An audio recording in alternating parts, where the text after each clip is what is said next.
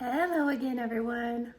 Welcome back for some more Chaos by Tom O'Neill. We're in chapter 6 now. There's 12 chapters total, just if you're keeping track. All right, so chapter 6 is called Who Was Reeve Whitson? I think you guys are going to find this very fascinating. It's a little mystery, and I told you it was going to start getting good. I think this is where it really starts to get good. It's been a lot of background up till now, but it's gonna get better. It's gonna make you scratch your head. I predict. All right, chapter 6. Who was Reeve Whitson? Fairly early in my reporting, I knew I could have wrapped up my premiere story if I really wanted to. I had the guts of a great piece, even if it was too late for the milestone 30th anniversary of the murders. I'd spoken to duplicitous celebrities, seedy drug dealers, bumbling cops, and spurious prosecutors. I'd been threatened and cajoled and warned off my investigation, but I didn't have a smoking gun. There were only mountains of circumstantial evidence. The thrust of my story was still mired in ambiguity. I worried that my reporting could be too easily dismissed as Hollywood fluff. So I kept going, although in many ways I've come to regret it. A few of my interviews were especially tormenting, the ones that convinced me I couldn't just call it quits yet. I thought of little Joe, Jay Sebring's barber, who'd received an elliptical phone call from a mobster after the murders, and of the first suspects, Charles Taycott and Billy Doyle, who claimed to have intelligence connections. See, more intelligence stuff. And of Preston Guillory, who alleged that police allowed Manson to remain free because they knew he planned to attack the Black Panthers. I thought most of all about the possibility that Manson, of all people, had some type of protection from law enforcement or was even an informant. It boggled the mind even to speculate that someone like Manson could be plugged into something bigger and presumably even darker than he was. But this is where the reporting took me. I started reading up on the use of informants, perusing old editions of the two major LA papers of the era, the Times and the Herald Examiner. I learned that in the mid-60s, both the LAPD and LASO had infiltrated groups they considered a threat to the status quo. Anti-war leftists, the Black Panther Party, and other Black militant groups like the U.S. Organization, a fierce rival of the Panthers in LA. Posing as leftists, agent provocateurs would gain the trust of these groups from the inside, provoking them to commit crimes or do violence against rivals. So if you know anything about there were two things, Project Chaos and Project COINTELPRO. One was an FBI thing and one was a CIA. But basically, they infiltrated activist groups to get them to, to gain intel, but it sounds like in this, to kind of make them turn on themselves. Even from a distance, this line of inquiry gave me pause. I've never been interested in conspiracies. That's where Tom and I differ. I am very interested. I wasn't one to speculate on a second shooter in JFK's assassination or faking the moon landing. I have my doubts about that one too, guys. Call me crazy. For the first time, though, I saw the appeal of trafficking in murky secrets. It was an attractive option as long as people believed you. If I found the plot, I could change the way people understood one of the seminal crimes and criminals of the 20th century. If I got it wrong or took too much on faith, I'd become someone who made people glaze over at parties, politely excusing themselves as I droned on about the big picture.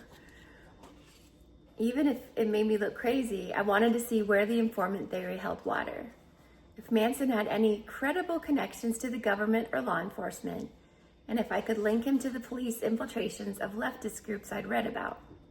So those are Chaos and COINTELPRO. Then, as if I'd conjured him from thin air, someone emerged to fit into the puzzle. He seemed to have wandered into Southern California from the pages of a spy novel, and not a very well written one at that. His name was Reeve Whitson. There's like a soul picture that is found of this dude. And yeah, he's kind of a shadowy guy. His intersections with the Manson investigation suggested a dimension to the Tate LaBianca murders that had been wiped from the official record. Definitely was not in Helter Skelter.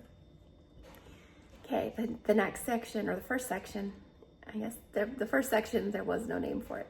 This section is called I Had to Save My Ass. It started with Shorak Hatami, Sharon Tate's friend and personal photographer.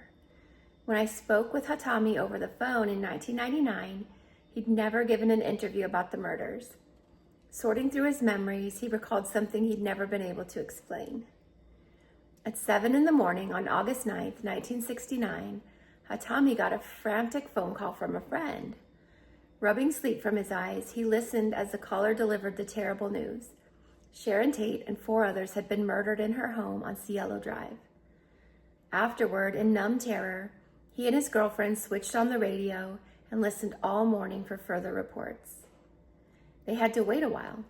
As Hatami learned later, that call came 90 minutes before the Polanski's maid had arrived at the house.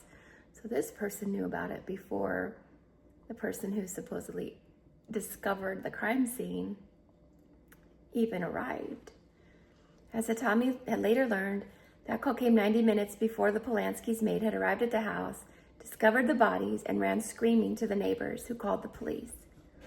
Unwittingly, Hatami had become one of the first people in the world to hear about the murders, all because of his friend.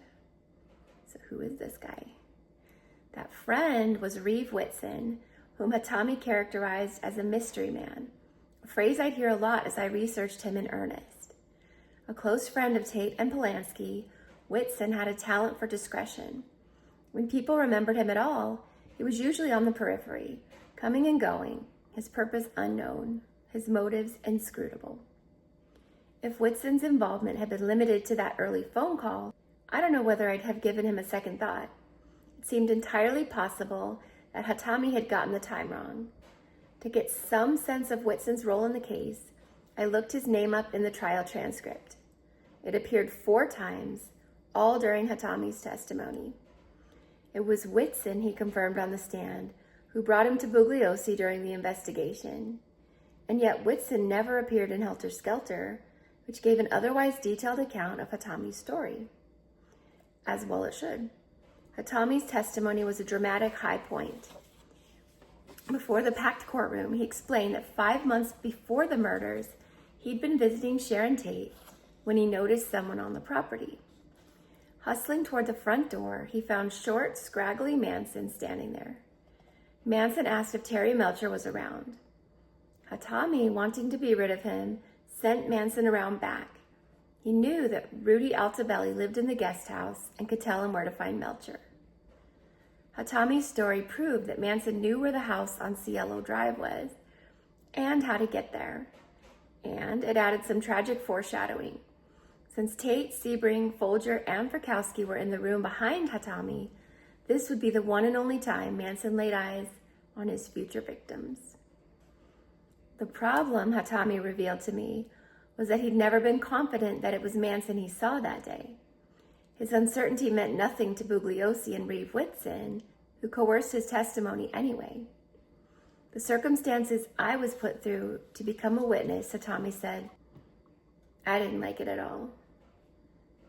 Whitson told him, Hatami, you saw that guy. Altabelli said so. We need another person to corroborate it. Presumably, Bugliosi felt he needed 2 accounts of Manson's visit to the house that day. It was such an important part of tying Manson to the murder scene. Never mind a little perjury. Hatami showed reluctance and Whitson turned the screws, effectively threatening him with deportation. He said he'd ensure that Hatami, an Iranian without U.S. citizenship, would be able to get another visa. If he wanted to stay in America, all he had to do was say he'd seen Manson that day at the Tate house. Well, that is a huge carrot to dangle in front of somebody, is it not?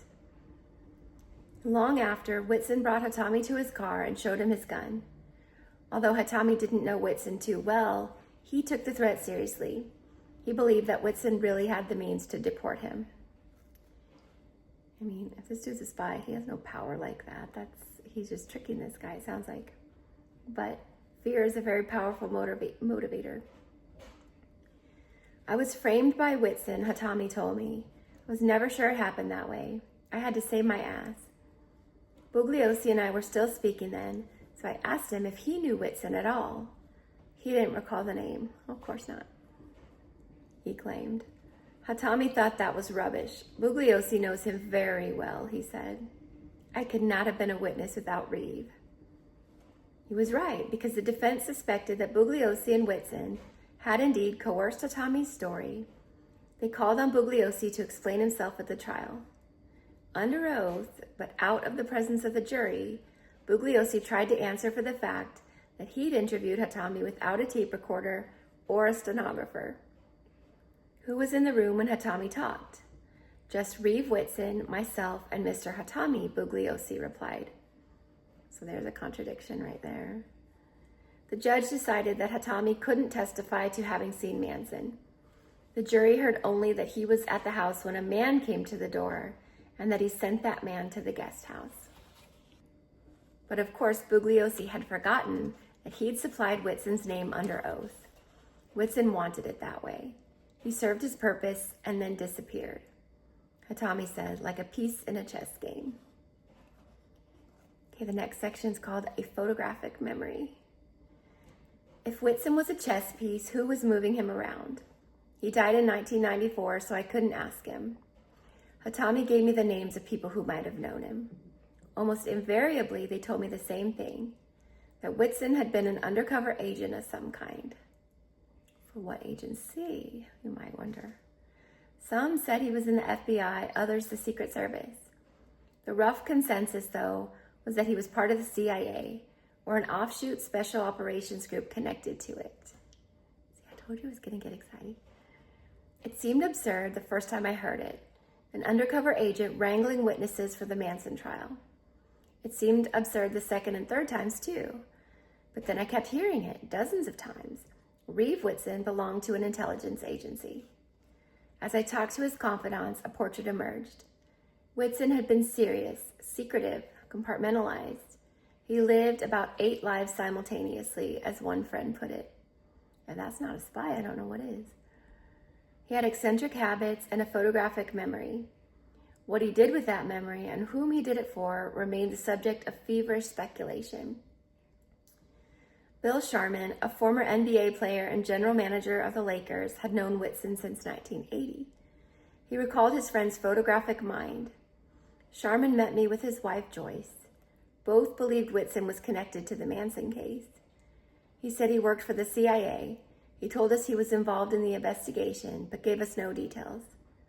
Joyce said, Reeve would tell us the most preposterous things, and eventually we'd find out they were true. We learned to start believing him. We loved him very much, but he was always a mystery to us. It is interesting that he would tell people he was in the CIA, because usually it seems like people keep stuff like that, under wraps for sure.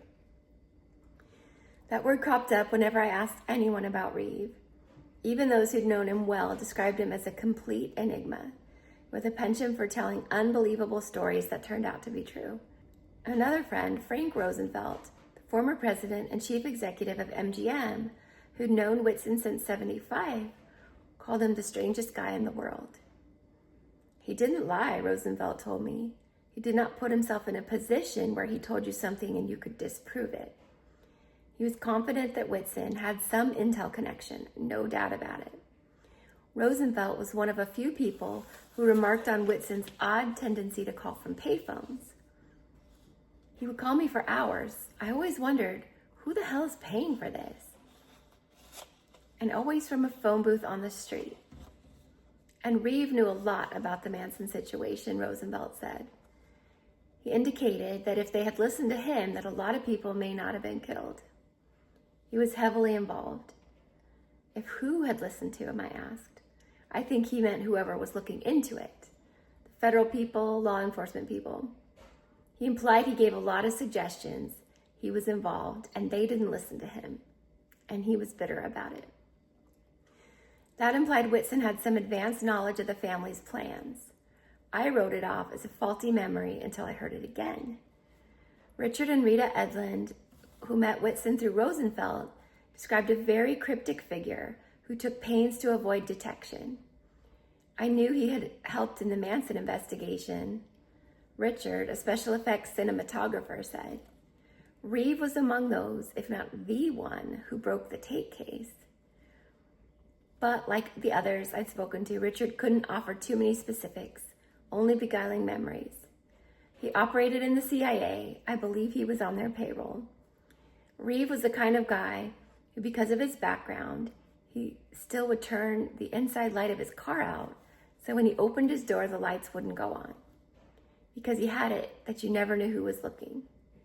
He used his thumbnail to tear the top right-hand corner of every piece of paper he handled to mark it. Can't shake old ways, he used to say. That is kind of odd, isn't it? With his gift of gab, Whitson had anything but a military bearing, a man who couldn't be stereotyped. He was infiltrating the town with his incredibly charming way. He was friends with Jay Sebring, and Polanski was a buddy of his, and the Beach Boys. And he met Manson through all this. Before the murders, I asked? Oh, yeah. Their encounter had come through Dennis Wilson, Edlund recalled, in that period when Manson was trying to break into the music business through the Beach Boys. Reeve was the kind of guy who would meet everybody. He would create the infrastructure of the town in his mind. There was hardly anybody that he didn't know. But you'd never heard his name before now, right? The likeliest story, I thought, was that Whitson was some kind of con man, or at least a slick liar, and that Sharak Hatami had simply misremembered or exaggerated the incidents culminating in his testimony. But Whitson's friends had me more and more convinced that he'd been involved with Manson. Maybe the most compelling evidence came from Neil Cummings, a lawyer who'd known Whitson since '84. Several people had told me he was among Reeve's closest confidants, so I took him to lunch. I hadn't told him about Hatami's claim that Whitson had called him before the bodies were even identified. According to Cummings, Whitson was in a top secret arm of the CIA, even more secretive than most of the agency. I was gonna say, I'm like, isn't most of the CIA pretty secretive? He talked a lot about his training in killing people, implying that he'd done it at least a few times. And when it came to Manson, he was closer to it than anybody. Cummings avowed he was actively involved with some sort of investigation when it happened. He worked closely with a law enforcement person and talked quite a bit about events leading up to the murders, but I don't remember what they were. He had regrets for not stopping them, for not doing something about it. So what was he investigating while this happened? I don't know. Will we find out? I don't know. He had a reason to believe something weird was about to happen at the Tate house. He might have been there when it happened, right before or after. The regret was maybe that he wasn't there when it happened. He told me he was there after the murders, but before the police got there. He said there were screw-ups before and after. I believe he said he knew who did it, and it took him a long time to lead police to who did it. Whitson had the Tate house under surveillance, Cummings added, which is how he knew something was going to happen. On the night of the murders, he'd been there and left. As outlandish as it sounded, Cummings was confident about all this. He knew more than anyone else. I was confused. For a year, I'd been hearing a rumor from people inside and outside the case that Manson had visited the Cielo house after the murders, that he'd gone back with someone unknown to rearrange the scene.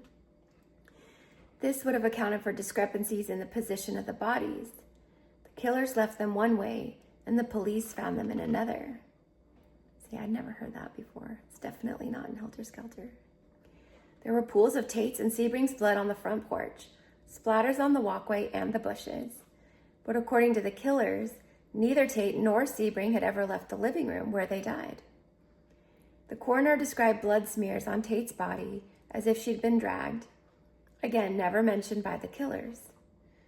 Those in the area, including a private security officer, had heard gunshots and arguing hours after the killers said they left.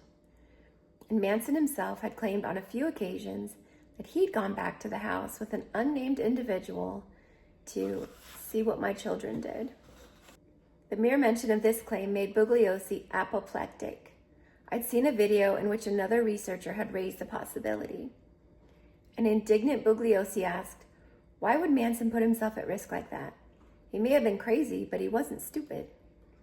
And when I asked Bugliosi about it at our first meeting, he refused even to consider the possibility, despite all the discrepancies. Now, though, here was Cummings, along with others, saying that Whitson had been at the Tate house after the murders, but before the police. Here was Hatami, saying Whitson had called him that morning. Cummings said it was Whitson's biggest regret that he hadn't been able to prevent the slaughter. Maybe these were the words of a self-important liar, or maybe Manson was telling the truth about his return visit, and Whitson had been there too. That seemed delusional to me, but Cummings and Hatami weren't crazy. They were two independent, credible sources with the same story. What I don't get is, A, what is he doing there? B, he regrets not stopping it, but they're also implying here that Manson came back and he helped him move the bodies. So if he regretted it and was upset about it, why would he help move the bodies? That doesn't make sense in my mind. What do you guys think? It seemed possible to me that Whitson was the fulcrum, the man who could connect everything. The strange omissions at the trial and in Helter Skelter, the blatant failures of LASO to follow up on good leads, the suspicion that Manson could be an informant, the murmurs about a narcotic deal gone south. If I wanted to construct a unified field theory, Whitson, linked to intelligence, worked by no fewer than a dozen sources, would have to be at the center. Knowing that a lot of what I had was circumstantial and speculative, I contained myself. I had a ton of work ahead of me. But looking back, when I wondered how I let this case consume me for the better part of 20 years, I can point to Whitson as a major cause. Well, yeah, this guy, if he existed and that was his background, and he was blatantly left out of the official narrative, and Bugliosi named him by name but forgot about it and said he never knew him, that would make me crazy too and make me want to figure out why. All right, the next section is called He Did Not Exist. The vital records on Whitson were thin. Born in Chicago on March 25th, 1931, he'd grown up in Kendallville, Indiana, and even his childhood had a whiff of the fanciful to it. His mother was a dancer, and his father was a world-renowned acrobat, part of a traveling family act. An only child, he developed a flair for the dramatic. At the University of Indiana, he was the lead in school plays, and he so enjoyed acting that he transferred to the Pasadena Playhouse, moving to LA and hoping, like so many before him, to become an actor or a singer. Or a spy that's kind of like an actor. As a friend put it, his great strength was his natural affinity for people. He could play all these roles. His life really was a series of theatrical productions. It's not clear when that life swerved into espionage. According to a few people I spoke with, Whitson said that he had a mentor, Pete Lewis, who had inducted him into undercover work. Lewis apparently met a tragic and deeply improbable end, like something out of a James Bond movie. Oh my gosh, this is like something out of a James Bond movie. He was killed by a poisoned dart hidden in an umbrella. Richard Edlund, one of several to mention the poison dart story, saw it as a vital part of Whitson's origin story. It's almost like Whitson thought he could avenge his friend's death by working as a spy. Who could say how much of it was true? My hope was that Whitson's family could separate fact from fiction. You never know how the families of these people are going to react to people coming and asking them for their input. A few of the people I'd met in California told me that he had a Swedish ex-wife as well as a daughter. Their very existence was speculative because he was so reluctant to disclose anything about them. The family had lived together in America briefly until 1962, after the Cuban Missile Crisis came to a head. He sent them back to Sweden, certain that the United States was on the brink of nuclear war. All of this sounded far-fetched to me too, but what didn't with Whitson? Sure enough, I reached his ex-wife, Ellen Josephson, by phone in Sweden. She didn't beat around the bush. He was working for the CIA, she said, That is why I'm worried to talk to you." Was she sure about that? Yes, I am sure. She and Reeve had met in Sweden in 1961. They fell in love in an instant. Before the end of the year, they married and moved to New York. In those days, he was undercover as a journalist, producing pro-communist pieces as a ploy to meet radicals. Kind of reminds me of Lee Harvey Oswald stuff. This, he seems to have hoped, would lead to more contacts in Russia. It was a scheme so elaborate that someone from the Polish embassy was involved, she remembered, and in due time, Whitson was bringing Russians to their place. Yeah, Oswald vibes are all over this. "I got furious with him," she said. "I was very anti-communist. How could she have married a pinko?" I've never heard of a pinko, have you guys? That's when Whitson felt he had to pull back the curtain. He explained that it was just a part of his work for the agency, something he was otherwise ill-inclined to discuss. In October 1962, Josephson said she gave birth to their daughter, Liza. By then, she had misgivings about her marriage. The bloom was off the rose.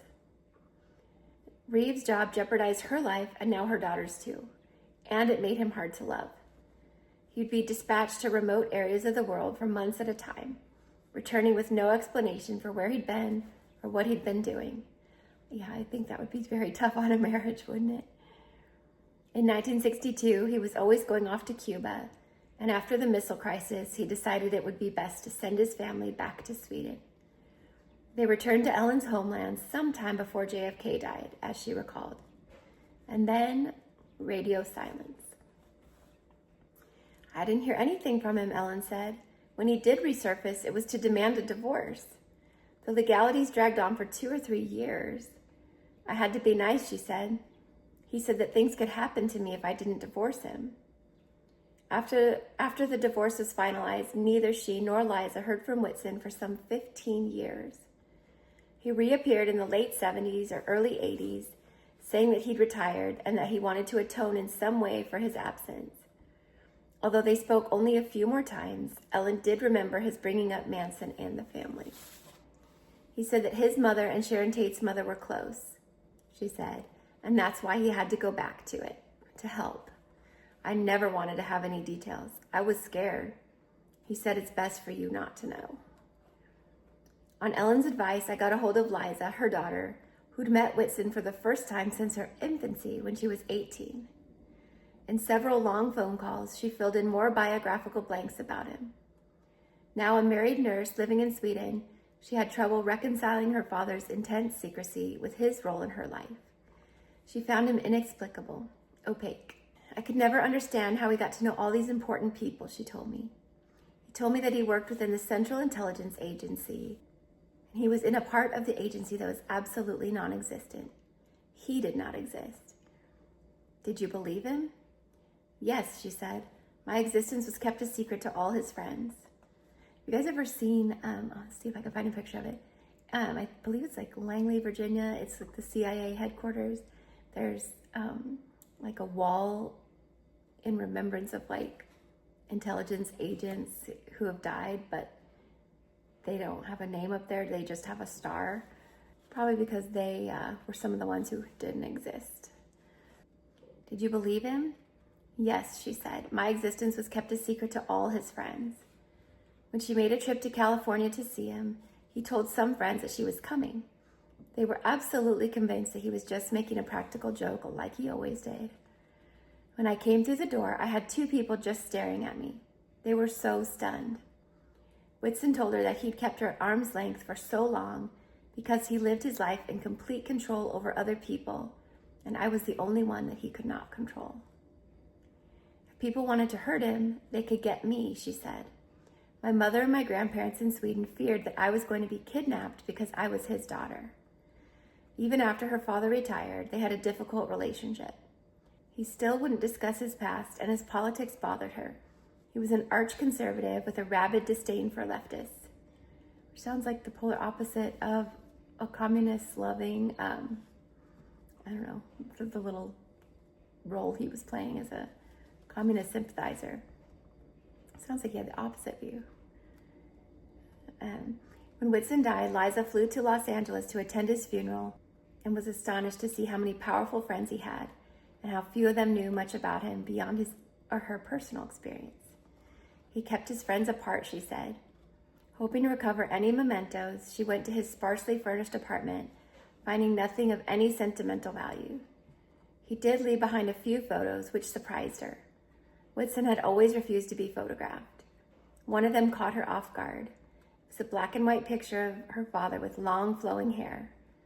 Not a wig by all appearances. And bell-bottoms. He looks like he could have been one of the Manson family members, she told me. Maybe that's how he blended into that scene. She sent me the photograph, which sure enough showed a grimacing Whitson, dressed as a hippie, not flamboyantly, but plausibly, in blue jeans and a wide belt, his shirt open at the neck. Liza was convinced that it was from one of his undercover operations. My impression was that the photo, dated to be about mid-1960s, the cars in the background were from that period. I wondered if the disguise could have been related to Manson at all. She couldn't say, although he told her that he played some role in the case. I never figured out why he was involved, she said. He was a master of telling you things, but not really spelling it out. Whitson had a large extended family. Many of his cousins weren't even related by blood, but they bonded with him anyways. As Frank Roosevelt told me, he had a strange habit of getting in touch with people named Whitson and saying they were his cousins. Linda Ruby, however, was a real cousin of his. Liza had put me in touch, and she presented another side of Whitson's activities during and after the Tate murders. Linda Ruby made me think of Jack Ruby, from the one who killed Lee Harvey Oswald. But his was actually Rubenstein. He just went by Ruby, so probably not. Did make me think of him, though. In August 1969, Ruby told me Whitson was living with his parents in LA. On the day the bodies were discovered at the Tate house, she said, he went missing. His father, her uncle, Buddy, had told her this story. The morning after the murders, around the same time Whitson would have placed his call to Hatami, Buddy woke up and discovered that Reeve hadn't come home that night. When news of the murders flashed on the radio, Buddy got nervous. He knew that Reeve had planned to visit the Cielo house the night before, and early reports said one of the bodies there had yet to be identified. It ended up being Stephen Parent, who wasn't ID'd until 8 that night. Fearing that his son had been murdered, Buddy Whitson called the cops, who sprang into action. The police set up a nerve center at their house, Ruby said. They remained there, manning the telephones, until Reeve finally returned home late that night, at which point they eagerly debriefed him. So why are the cops springing to action for this guy who, might have been at the Cielo house? I mean, nobody was springing to action when they heard that, Stephen Parent was missing. So he's important and known, it seems like, from this.